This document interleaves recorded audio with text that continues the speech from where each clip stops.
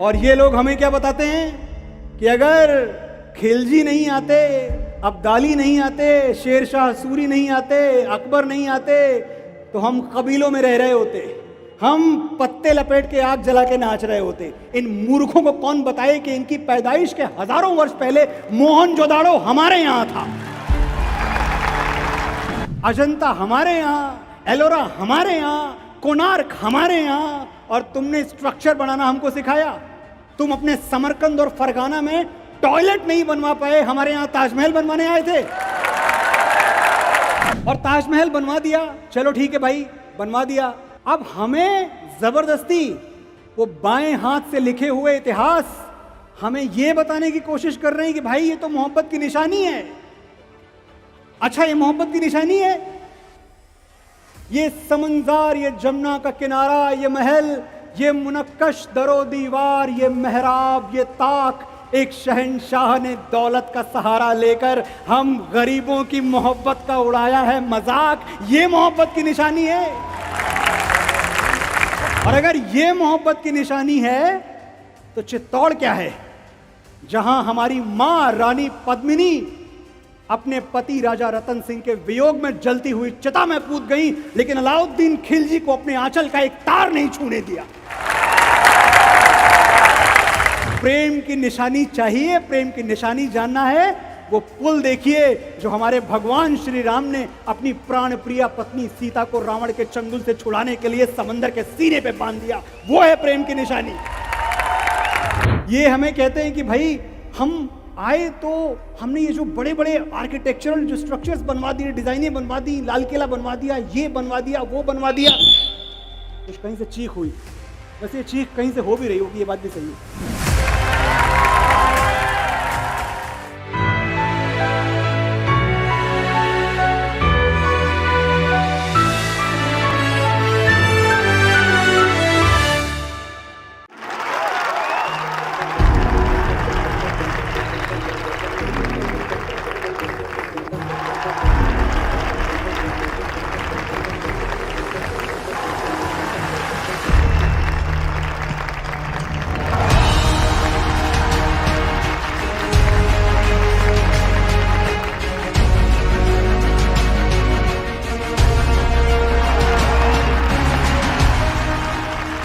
आप सबको मेरा प्रणाम, मेरा अभिवादन।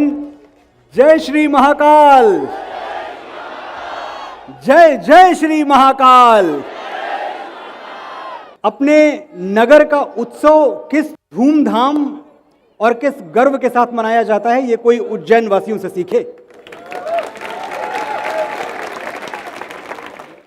हमारे उपनिषदों में सुनने की परंपरा है, अहंकार शून्य होके मुझे कितना आता है, मुझे कितना पता है, ये भूल के जो वक्ता है, जो सामने बोल रहा है, मैं उसको सुनूंगा, ये परंपरा उपनिषदों से आती है साथियों।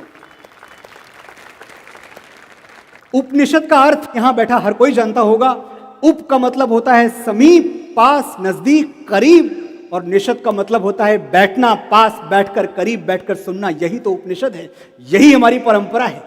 और आज ये मेरा विश्वास है कि जब मैं यहां बोल रहा हूं बाबा महाकाल की नगरी से, तो पूरा विश्व मुझे सुन रहा है।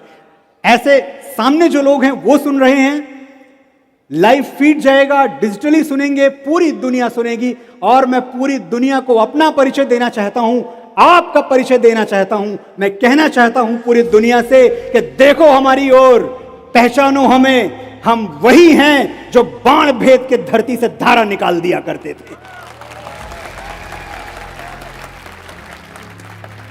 एक उंगली पे गोवर्धन उठा लिया करते थे। हम ही थे वो दिलेर जो चक्रव्यूह में वापस लौटने की विद्या सीखे बगैर गए, और वो भी हम ही थे जिनके फेंके हुए पत्थर पानी में तैर गए।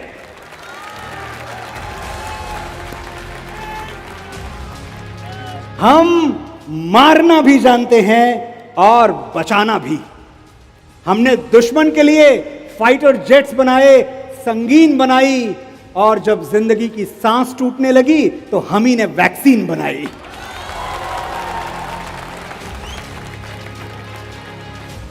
और लिख दिया उस वैक्सीन पर, सर्वे संतु निरामया, यानी ईश्वर बाबा महाकाल सिर्फ हम पर ही नहीं, हर किसी पर, सब पर करें दया। हम जाबाज हैं, जियाले हैं, आंधियों से खेले हैं, बिजलियों के पाले हैं। हम शांति का सवेरा हैं, मानवता के उजाले हैं। पहचानो हमें, हम भारत वाले हैं। कौन है हम? ये हुई ना आवाज, आपका ये आहंग, ये नाद, ये गूंज 7 समंदर पार भी पहुंच रही होगी। जहां कुछ दिनों पहले किसी ने एक कविता पढ़ दी थी। यहां मैं लेखकों की, प्रबुद्ध लोगों की नगरी में बैठा हूं। किसी ने एक कविता पढ़ दी अमेरिका जाके, आई कम फ्रॉम एन इंडिया। बड़ी शर्मनाक कविता, बड़ी शर्मनाक और झूठी तस्वीर खींच दी भारतवर्ष की दुनिया के सामने। आज फिर मेरे पास मौका है, मेरे भाई बहन, मेरे साथी, मेरे बुजुर्ग यहां मौजूद हैं। मैं बताना चाहता हूं कि हम किस भारत से आते हैं।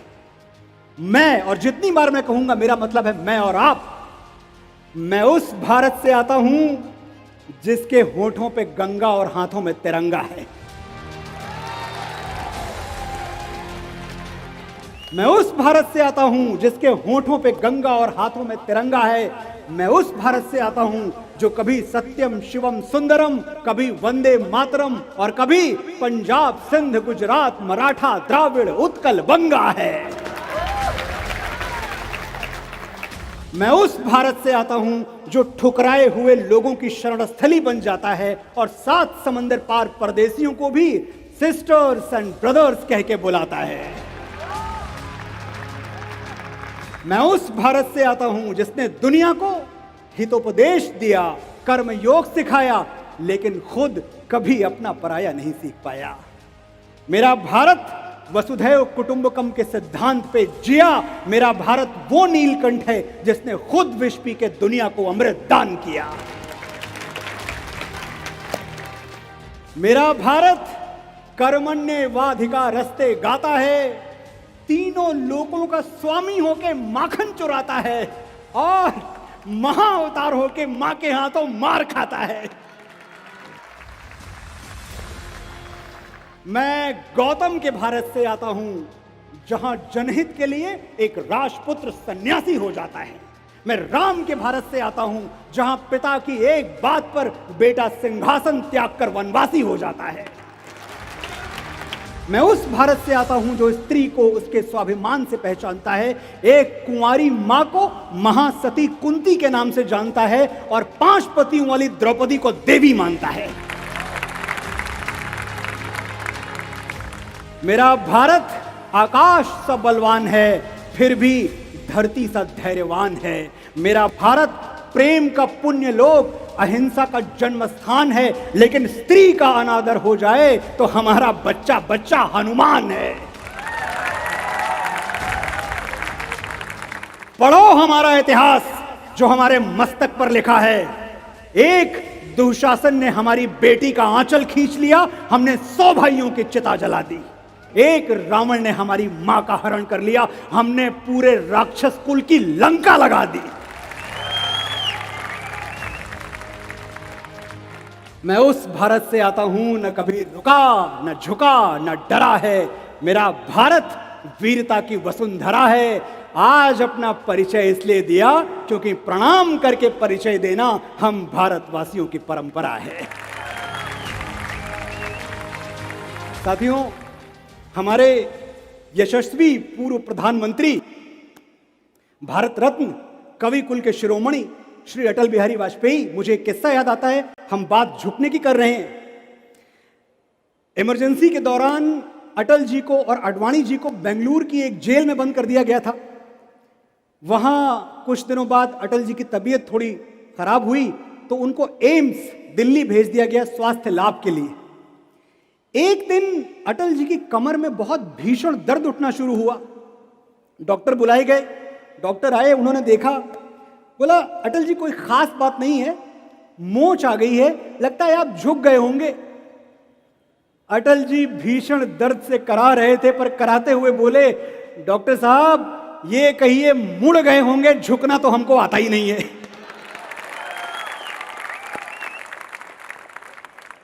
और ये बात सच है साथियों, हम झुकते तो नहीं हैं।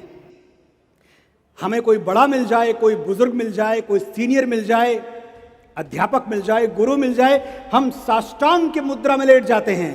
लेकिन अगर कोई आतताई, कोई अत्याचारी अपनी तलवारों के जोर पे हमें झुकाना चाहे तो उसकी आंखों में आंखें डाल के कह देते हैं कि तेरी हैवानियत की है तो बस औकात इतनी है, बहाकर बेगुनाहों का लहू इतराना आता है। गुरूरे बेखबर ये बात तुझको कौन समझाए, वो सर झुक ही नहीं सकता जिसे कट जाना आता है।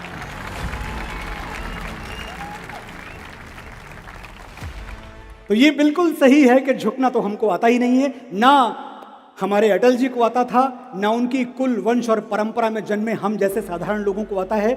हम झुकने के लिए हमने 4 स्थान ढूंढ रखे हैं और मुझे लगता है जो मैं बताऊंगा आपके भी 4 स्थान यही है। हम परम पिता परमात्मा के आगे झुकते हैं, हम गुरु के आगे झुकते हैं, हम अपनी माता के आगे झुकते हैं और हम अपने पिता के आगे झुकते हैं। इसके अलावा आप कहीं और झुकते हैं? नहीं झुकते, झुकना भी नहीं चाहिए। मैं यहाँ देख रहा हूँ मेरे बहुत सारे नौजवान साथी हैं, मेरी माताएं बैठी हैं। मुझे एक बात का हमेशा दुख होता है, अपने लिए भी है, अपनों के लिए भी है, अपने साथियों के लिए भी है, कि हम माँ की इज्जत तो बहुत करते हैं, बहुत श्रद्धा से उसको देखते हैं, उसको देवी बना के चलते हैं, सब कुछ करते हैं। लेकिन एक चीज जो हमारी माँ को सबसे ज्यादा चाहिए, मेरी माँ को, आपकी माँ को, वो उसे कभी नहीं दे पाते, और वो है समय। कितनी देर बैठते हैं अपनी माँ के साथ आप रोज दिन में? मैं जानना चाहता हूं और मैं चाहता हूं उस पर कोई ताली ना बजे। ये आत्म मंथन का प्रश्न है। अगर मैं ये जोत आपके दिल में जला के चला गया तो मैं समझूंगा मेरा जन्म सफल है, मेरा यहां आना धन्य हुआ।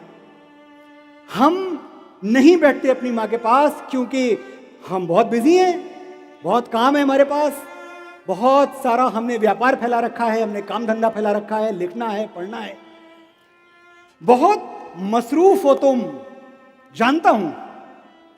घर, दफ्तर, कारोबार और सबसे फुर्सत मिली तो दोस्त यार।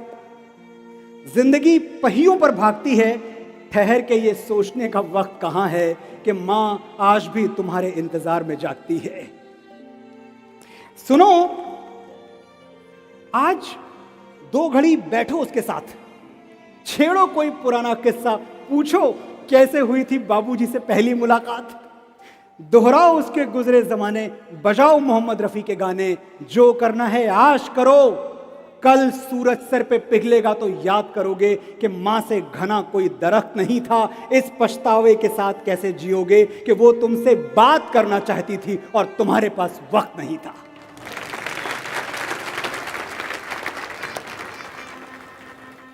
साथियों, हमारे पास किसके लिए वक्त नहीं है? उसके लिए जिसने अपनी जवानी गला दी हमें बड़ा करने में, हमारे पास उसके लिए वक्त नहीं है। हम बुरे लोग नहीं हैं, हम भटके हुए लोग नहीं हैं, बस चाहिए कि हमें कोई ये बात याद दिलाए कि माँ की अहमियत क्या है घर में। और जब मैं कहता हूं कि माँ से ज्यादा प्यार दुनिया में कोई कर नहीं सकता, तो मैं ये भावनाओं के आधार पे नहीं कह रहा, ये मैं जज्बात के आधार पे नहीं कह रहा, ये मैं किसी किताब में पढ़ के नहीं बोल रहा, मैं डेटा और नंबर्स पे बात कर रहा हूं। हिसाब लगा के देख लो, नंबर्स की बात करते हैं, हिसाब लगा के देख लो, दुनिया के हर रिश्ते में कुछ अधूरा आधा निकलेगा। एक मां का प्यार है जो दूसरों से 9 महीने ज्यादा निकलेगा।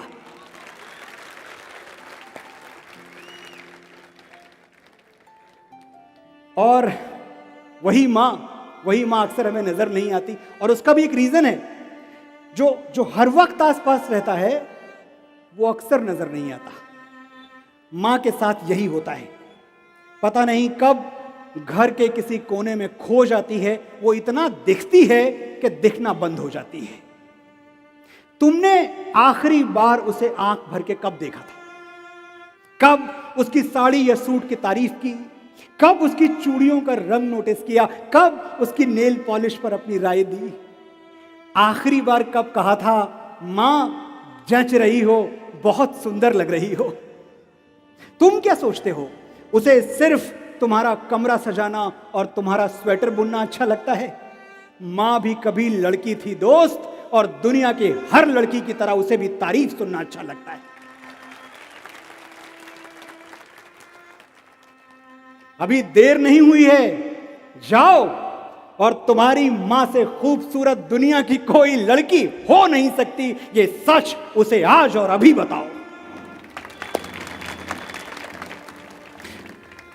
और जब आप जाएं अपनी मां को ये सच बताने, तो उसको भी प्रणाम कर लीजिएगा, जिसके बलिदान, जिसकी कुर्बानियों को लिखने के लिए इतिहासों को स्याही नहीं मिली। हमारे देश में पिताओं के लिए कुछ लिखा नहीं गया, कभी उनका अभिनंदन नहीं किया गया। यही उज्जैन, हमारे महनीय कवि श्री ओम व्यास जी यहां हुआ करते थे।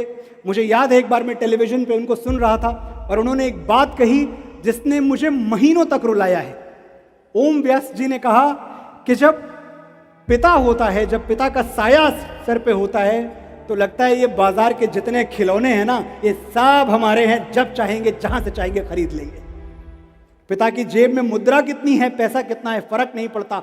हर बाप अपने बेटे का हीरो होता है, लेकिन क्या हमने अपने हीरो को सेलिब्रेट किया? मैं एक निजी अनुभव बताता हूं।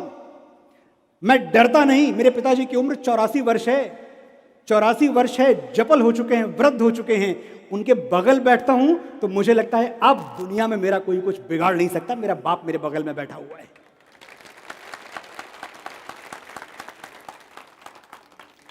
मैं डरता नहीं, किसी मुश्किल, किसी आफत, किसी परेशानी से नहीं डरता। मैं जानता हूं अगर मेरा वक्त बिगड़ जाएगा, अगर मेरे पैरों में दुख का कांटा गड़ जाएगा, तो कोई है जो मेरे लिए भगवान से भी लड़ जाएगा। जब तक वो झुर्रियों भरे हाथ मेरे सर पे हैं, मेरा गुरूर जिंदा है, मेरा रुआब जिंदा है। कयामत भी आ जाए तो मेरा क्या बिगाड़ेगी, अभी मेरा बाप जिंदा है।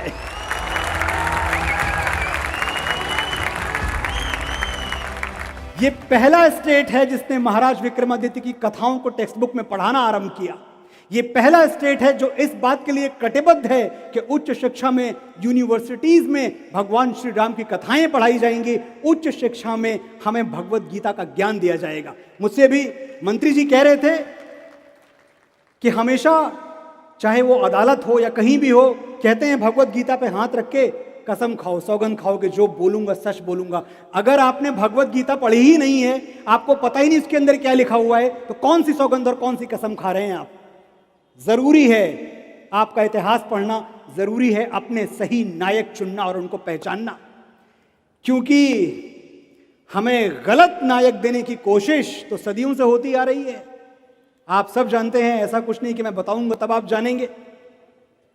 यही जहां मैं इस वक्त खड़ा हूं, 800 साल पहले इल्तुतमिश नाम के एक डकैत ने, जो खुद को बादशाह कहता था, हमारे महाकाल का मंदिर तोड़ दिया था। आप जानते हैं, कोई नई बात नहीं बता रहा हूं मैं आपको। एक लोहे का स्तंभ हुआ करता था यहां, मैंने सुना है, और मैंने कुतुब मीनार के बगल में वो स्तंभ देखा भी है। महाराजा आदि विक्रमादित्य का बनवाया हुआ लोहे का स्तंभ, अल्लाह अकबर बोल के सब लूट ले गए और वो स्तंभ ले जाके कुतुब मीनार के बगल में गाड़ दिया। 800 साल हो चुके हैं। उस स्तंभ ने सर्दी देखी, बारिश देखी, गर्मी देखी, धूप देखी, 1 इंच पर भी जंग नहीं आया। खुले आसमान के तले वो स्तंभ गड़ा हुआ है। इल्तुतमिश की 7 पीढ़ियां, 7 पुश्तें सर पटक के मर गई। वो ये नहीं समझ पाए कि महाराज विक्रमादित्य ने लोहा कौन सा गलवाया था।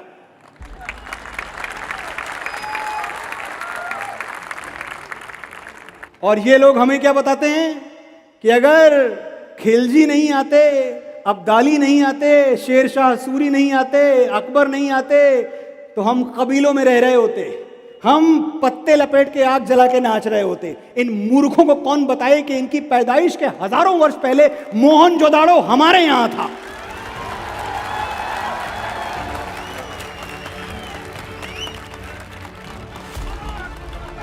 दुनिया की पहली फंक्शनल सिटी जिसमें बाकायदा ड्रेनेज सिस्टम था, जिसमें एग्रीकल्चर था। आज आप एक विकसित जगह पे, एक विकसित शहर में, नगर में जो व्यवस्थाएं देखते हैं, वो सब व्यवस्थाएं 5000 साल पहले हमारे यहां मोहनजोदाड़ो में हुआ करती थी। और ये हमें बताते हैं कि हमने तुम्हें शिल्प दिया, हम ना आते तो तुमको पोइट्री नहीं आती, तुमको कविता नहीं आती। कालिदास हमारे यहां हुए हैं, कविता हमने इनसे सीखी है, बताइए। ये हमें कहते हैं कि भाई हम आए तो हमने ये जो बड़े बड़े आर्किटेक्चरल जो स्ट्रक्चर्स बनवा दिए, डिजाइनें बनवा दी, लाल किला बनवा दिया, ये बनवा दिया, वो बनवा दिया, कुछ कहीं से चीख हुई। वैसे ये चीख कहीं से हो भी रही होगी, ये बात भी सही है।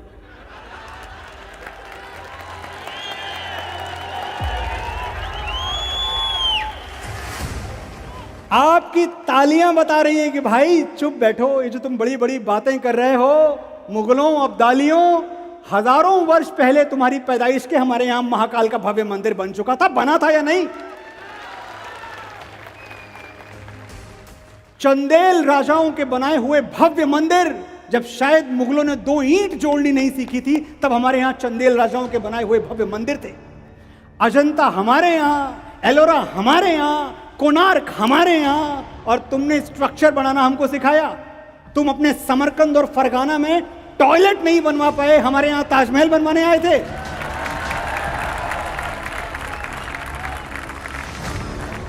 और ये बात सच कह रहा हूं मैं, प्रैक्टिकली रिसर्च के आधार पर बता रहा हूं। जब हमारे यहां इतने भव्य आकृतियां, इतने भव्य मंदिर बने हुए थे, ये बाहर खुले में शौच करते थे। समरकंद और फरगाना की कहानी है ये। और बात निकली है, निकल पड़ी है तो बात दूर तक जाएगी। ताजमहल की बात निकल पड़ी है।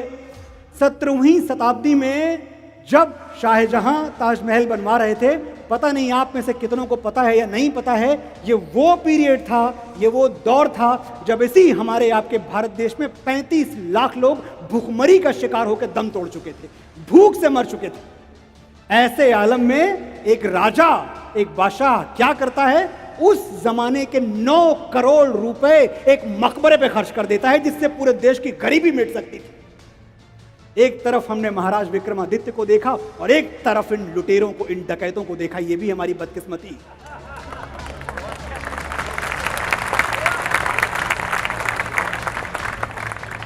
और ताजमहल बनवा दिया, चलो ठीक है भाई, बनवा दिया। अब हमें जबरदस्ती वो बाएं हाथ से लिखे हुए इतिहास हमें यह बताने की कोशिश कर रहे हैं कि भाई ये तो मोहब्बत की निशानी है। अच्छा, ये मोहब्बत की निशानी है? ये समंदर, ये जमुना का किनारा, ये महल, ये मुनक्कश दरो दीवार, ये मेहराब, ये ताक, एक शहंशाह ने दौलत का सहारा लेकर हम गरीबों की मोहब्बत का उड़ाया है मजाक, ये मोहब्बत की निशानी है। और अगर ये मोहब्बत की निशानी है तो चित्तौड़ क्या है, जहां हमारी मां रानी पद्मिनी अपने पति राजा रतन सिंह के वियोग में जलती हुई चिता में कूद गई, लेकिन अलाउद्दीन खिलजी को अपने आंचल का एक तार नहीं छूने दिया।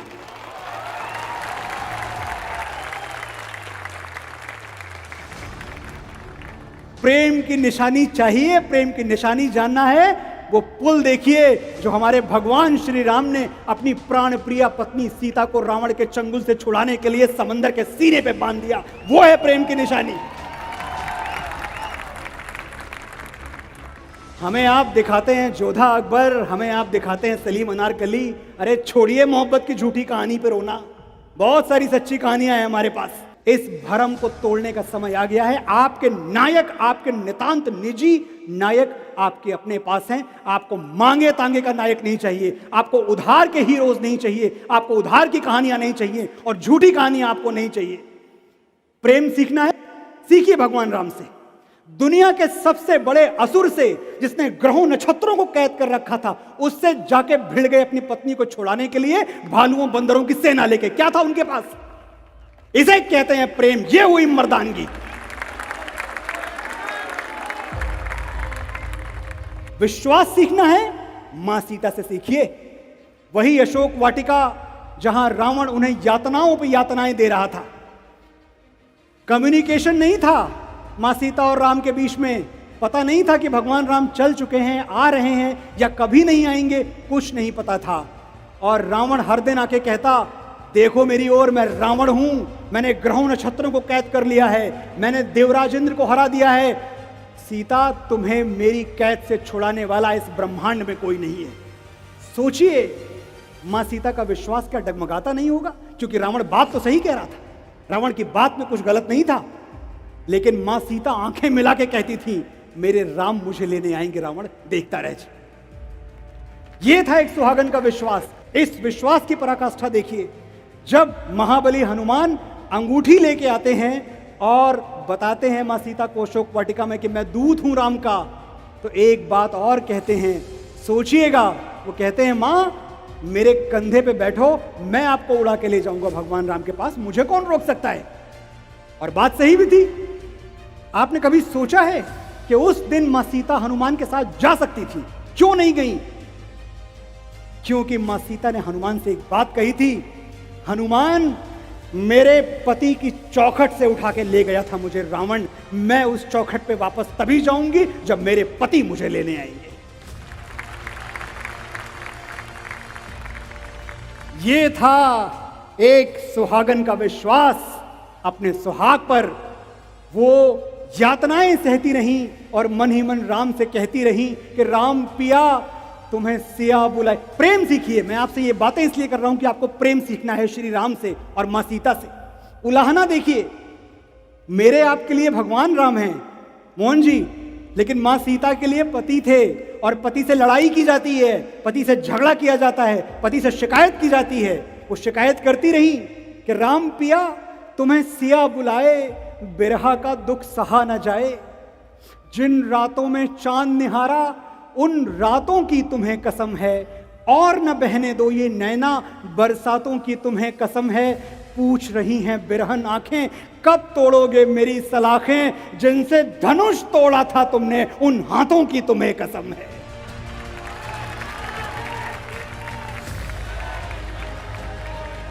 आए गए कितने ही सावन सांवरिया बस तुम ही ना आए, राम पिया तुम्हें सिया बुलाए, बिरहा का दुख सहा न जाए।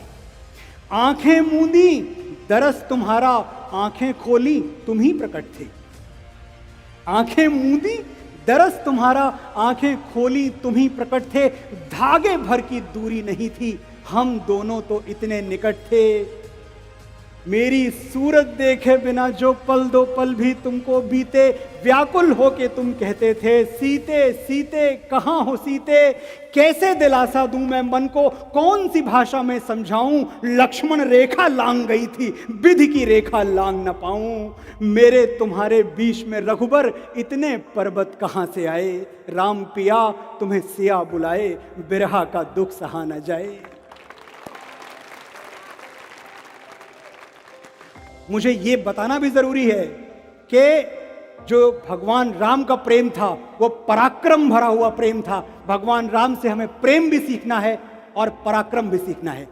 एक बात बताएं, दूर तक बैठे हुए अपने भाइयों बहनों से पूछ रहा हूं मैं, जी कुछ कह रहे हैं? बड़ी फरमाइश, ये बात तो खत्म कर दूं मैं यार। अब देखिए कहीं और चले गए ये लोग। बताएं, अब ये हमारे नौजवान साथी हैं, ये कह रहे हैं कुछ हमारी बात भी करो भाई। ये मुझे वापस ले जाना चाहते हैं उस जमाने में जब मेरा पहला हार्ट ब्रेक हुआ था।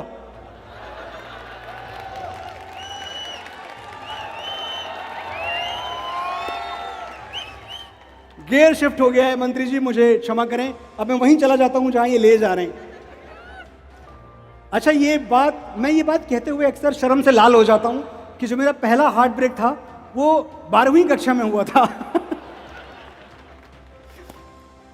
वो जमाना किसका था पता है आपको? चिट्ठियों का जमाना था। लेटर्स लिखे जाते थे, खत। और खत कैसे लिखे जाते थे? कई मेरे नौजवान साथी हैं जिनको पता नहीं होगा, लेकिन मेरे जमाने के लोग भी यहाँ हैं जिनको पता है कि हर फैसला होता नहीं सिक्का उछाल के। ये दिल का मामला है जरा देखभाल के। मोबाइलों के दौर के आशिक को क्या पता रखते थे कैसे खत पे कलेजा निकाल के।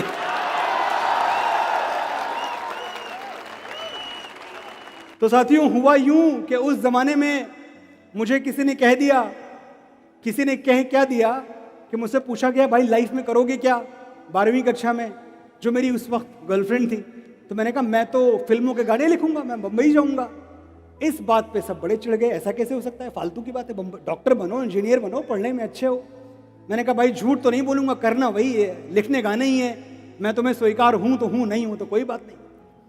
फिर मुझसे चिट्ठियां मांगी गई कि जो मैंने तुम्हें चिट्ठियां लिखी हैं वो सब लौटा दो। और उस वक्त पहली बार मेरे अंदर का शायर, मेरे अंदर का कवि, मेरे अंदर का प्रेमी, मेरे अंदर का बागी जागा। मुझे क्रोध आया इस बात पे कि मैंने तो तुम पे अपनी जवानी के पता नहीं कितने दिन इन्वेस्ट कर दिए, और तुम्हारा इन्वेस्टमेंट मेरे अंदर क्या है, सिर्फ चिट्ठियां, वही लौटा दूं, काम खत्म।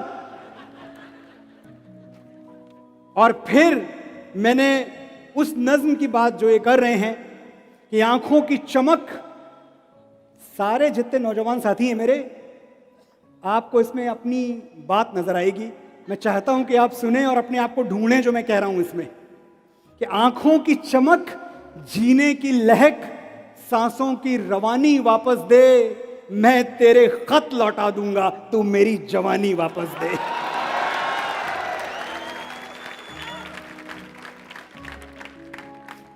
वो दिन भी कैसे दिन थे जब पलकों पे ख्वाब पिघलते थे, जब शाम ढले सूरज डूबे दिल के अंगारे जलते थे। वो धूप छांव सब खाक हुई, यादों के चेहरे पीले हैं, कल ख्वाबों की फसलें थी जहां, अब रेत के बंजर टीले हैं। आंखों के दरिया सूख गए, ला इनका पानी वापस दे, मैं तेरे खत लौटा दूंगा, तू मेरी जवानी वापस दे। दिल धड़के पर आवाज न हो, ये शर्त मुझे मंजूर नहीं। देखो मनोज, किसी को पता ना चल जाए कि मैं तुम्हारी गर्लफ्रेंड थी। दिल धड़के पर आवाज न हो, ये शर्त मुझे मंजूर नहीं, तेरे गम से बगावत कर न सकूं, मैं इतना भी मजबूर नहीं। जब जी चाहा तब प्यार किया, और जब चाहा तब रूठ गए, बस एक अंगूठी लौटा दी और सारे रिश्ते टूट गए। ला मुझको मेरे अरमानों की हर एक निशानी वापस दे, मैं तेरे खत लौटा दूंगा, तू मेरी। मेरे ख्याल से आज के लिए इतना बहुत है। एक आखिरी बात मैं कहना चाहता हूं, उसमें 3-4 मिनट मुझे और जाएगा, वो बोल लेने दो मुझे जी। हाँ, हल्दी घाटी पे 2.5 घंटे जाएंगे, शुरू करूंगा तो। विश्वास मुझे निजवाड़ी का है, राजपूत कुल प्राणी का, वो झुक सकता है वीर नहीं यदि दूध पिया छत्राणी का। महाराणा प्रताप की जय। मैं आपको आखिरी बात जो कह के जा रहा हूं वो ये है कि आप महाराणा प्रताप के वंशज हैं, आप भगवान श्री राम के वंशज हैं, आप कृष्ण के वंशज हैं, आप सरदार भगत सिंह और चंद्रशेखर आजाद के वंशज हैं। आप डरिएगा नहीं। एक माहौल ऐसा बनाया जाएगा जहां आपको बार बार ये कहा जाएगा कि डरो, डरने का समय है, डरने की जरूरत है। आप डरिएगा नहीं, अपनी वंश परंपरा याद रखिएगा, अपनी कुल परंपरा याद रखिएगा कि आप अपने ख्वाबों को मरने मत दीजिए। आपकी प्रतिभा ऐलान कर चुकी है कि आपका कोई कुछ बिगाड़ नहीं सकता। और जो लोग ये माहौल बनाते हैं, मैं उसी इंडस्ट्री से हूं और मैं जानता हूं कि वहीं लौट के जाना है, और मैं ये भी जानता हूं कि ये वीडियो आने के बाद मुझसे कई सवाल किए जाएंगे, लेकिन मैं बाबा महाकाल की नगरी में खड़ा हूं, डरना झुकना मुझे नहीं आता, जो कहना है कहूंगा मैं। ये जो बड़े लोग हैं, सो कॉल्ड तथाकथित बड़े लोग, कुछ परिवार जो मिलकर फिल्म इंडस्ट्री चलाते हैं, इनको डर क्या लगता है जानते हैं?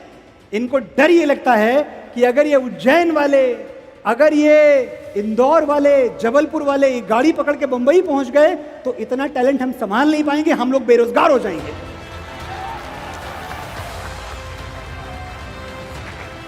आपकी तरफ से आज मैं एक ऐलान नेपोटिज्म के तमाम आकाओं को सुनाना चाहता हूं कि सुनो, बड़ के शहर और बड़ के नाम वालों, अपने बड़प्पन का झुंझुना कहीं और जाके बजाओ, हमारे तेवर से टकरा गया तो टूट जाएगा।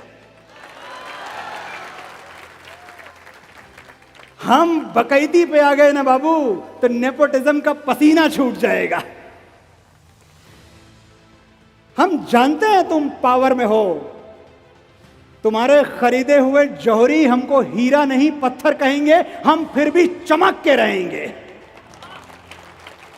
तुमने मसनद पे जो मुंसिफ बिठाए हैं वो हमको अदाकार नहीं मानेंगे, कलाकार नहीं मानेंगे, फनकार नहीं मानेंगे, हम फिर भी हार नहीं मानेंगे। चालू डब्बे में चढ़ के बंबई आएंगे और तुम्हारे हवाई जहाज से डबल ऊंचा उड़ के दिखाएंगे। तुम्हारे हाथ में पावर है, हमारे हाथ में ताकत, दोनों का अंतर समझ लो। पावर वो कुर्सी है जो किसी की सगी नहीं हुई, चाहे कोई जिए या मरे, और ताकत वो बचपन का यार जो यारी में गर्दन कटा दे और उफ तक ना करे। तुम भी यार कमाल हो, शेर के बच्चे को चाबुक दिखाते हो, हमको सरनेम से डराते हो। जब छोटे लाल मास्टर डा से डर पढ़ा रहे थे, हम पेड़ की पुलगी पे चढ़ के आ से अमरूद खा रहे थे। उस क्लास में नहीं बैठे जहां डर का डिक्टेशन बोला गया, वो पानी नहीं पिया जिसमें छोटे बड़े का जहर घोला गया, और बाप के कंधे पे बंदूक रख के तो हमने चिड़िया तक नहीं मारी। बहुत सुन लिया तुमसे, हमारा बाप ये, हमारा बाप वो। आज हम तुमको अपना शजरा दिखाएंगे। गिनो, आज हम अपने बाप दादा परदादा सबके नाम गिनवाएंगे। पहले दद्दा का नाम नोट करो। रणबीर चौकड़ी चेतक वाले बौरा गए तो जिल्ले इलाही का खून ठंडा कर दिए।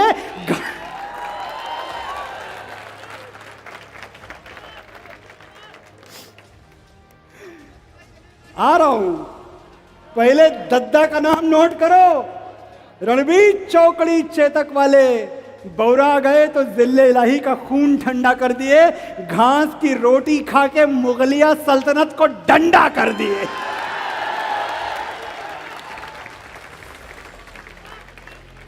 भैया हमारे बड़के 14 साल जंगल जंगल जोगी की सवारी फिरती रही और सिंहासन पे उनकी खड़ाऊ राज करती रही। एक कक्कू भी थे हमारे, फूटी आंख से करतब दिखा दिए थे, शब्द भेदी मार के गौरी को गुल्लैया बना दिए थे। और बाबा हमारे बड़के, एक पगलेट राजा ने चुटिया खोल दी तो वैसा भड़के के गेम ऑफ थ्रोन्स खेल दिए, पूरा का पूरा मगध अकेले ठेल दिए। 4 काफी हैं कि और गिनवाएं? नोट करते करते नेपोटिज्म की स्याही खत्म हो जाएगी, हमारे बाप दादा की मचाई हुई तबाही खत्म नहीं होगी।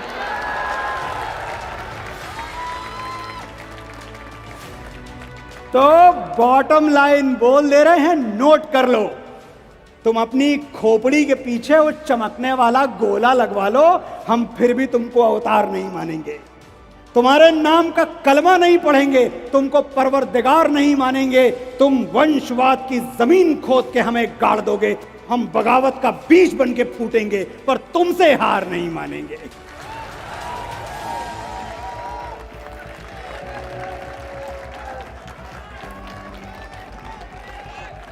मेरा गला चला गया साथियों, बस आज के लिए।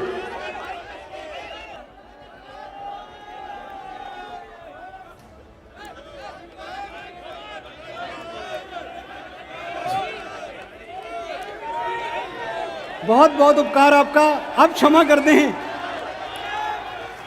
मुझे लगता है आप सबकी फरमाइशों का एक गोला बना के मैं इस नतीजे पे पहुंचा हूं कि तेरी मिट्टी आपको सुना के, मैं गाऊंगा नहीं, मैं बीपराग नहीं हूं, मनोज मुंतशिर हूं, लिखता हूं मैं, लेकिन मैं आपको पढ़ के सुना देता हूं। मुझे लगता है कि वो बात भी दूर तक पहुंचती है, क्योंकि बलिदान हमारी परंपरा है, हम भगत सिंह के वंशज हैं।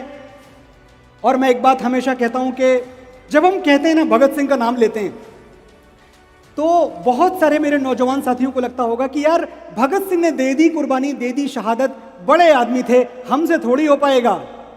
कभी पढ़िएगा, एक चरित्र है हमारा, मैं आपको नायक देता हूं नए नए रोज। भगत सिंह को एक नायक के तौर पे पढ़िएगा, आपको पता चलेगा कि 20-25 साल की उम्र में भगत सिंह वैसे ही थे जैसे 20-25 साल में आप थे, कोई अंतर नहीं था। वो भी दोस्तों के साथ ठहाके लगाते थे, महफिलों में बैठते थे, शेर व शायरी करते थे, कविताएं सुनते थे, कविताएं गाते थे। और भगत सिंह के सीने में धड़कता हुआ एक दिल भी था। जब कोई दर्द भरा नगमा सुनते थे, उनके साथी बताते हैं, तो भगत सिंह रोने लगते थे। गली के मोड़ पे लड़कों के एक जमघट में ये किसने दर्द भरी लय में माहिया गाया, मुझे किसी से मोहब्बत नहीं, मगर ए दोस्त ये क्या हुआ कि दिले बेकरार भर आया। ये थे भगत सिंह जो दूसरों के गीत सुन के रोते थे। मैं भगत सिंह पे क्यों आया हूं? क्योंकि मुझे तेरी मिट्टी तक पहुंचना है। भगत सिंह जब 16-17 साल के हुए तो उनकी माता पिता दोनों उनके ऊपर दबाव डालने लगे कि भगत शादी कर लो। भगत ने अपनी मां से कहा, मां अगर मैं गुलाम भारत में शादी करूंगा तो मेरी दुल्हन सिर्फ मौत होगी, किसी और से मैं शादी नहीं कर सकता।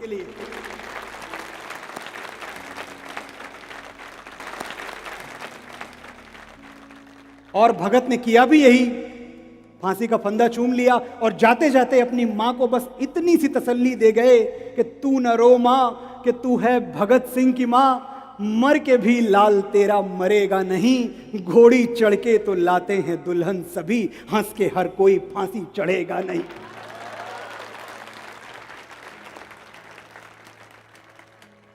ये जो बलिदानों की परंपरा है हमारे यहाँ, जो हमारे सिपाही हैं, हमारे जो सोल्जर्स हैं, हमारे जो फौजी हैं, जिनके मन में बस एक बात चलती रहती है कि ओ देश मेरे तेरी शान पे सदके कोई धन है क्या तेरी धूल से बढ़ के।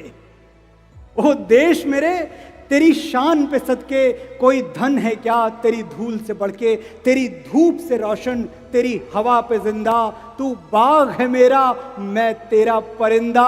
ये अर्ज है दीवाने की जहां भोर सुहानी देखी, एक रोज वहीं मेरी शाम हो, कभी याद करे जो जमाना माटी पे मर मिट जाना, तो जिक्र में शामिल मेरा नाम हो।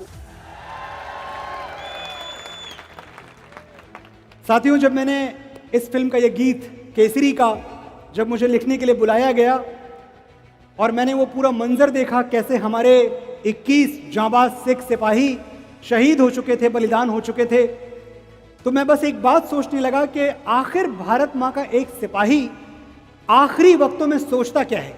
आखिर के जो 10 मिनट हैं जब प्राण शरीर का साथ छोड़ रहे हैं, तो क्या सोचता है वो? क्या उसको इस बात पर पछतावा होता है कि मैंने फौज की नौकरी क्यों कर ली? बिल्कुल नहीं।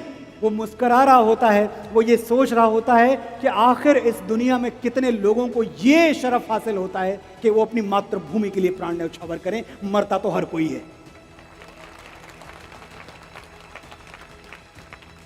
तलवारों पे सर वार दिए, अंगारों में जिस्म जलाया है, तब जाके कहीं हमने सर पे ये केसरी रंग सजाया है। ऐ मेरी जमी अफसोस नहीं जो तेरे लिए 100 दर्द सहे, महफूज रहे तेरी आन सदा, चाहे जान मेरी ये रहे ना रहे। तेरी मिट्टी में मिल जावा, गुल बन के मैं खिल जावा, इतनी सी है दिल की आरज़ू, तेरी नदियों में बह जावा, तेरे खेतों में लहरावा, इतनी सी है दिल की आरज़ू।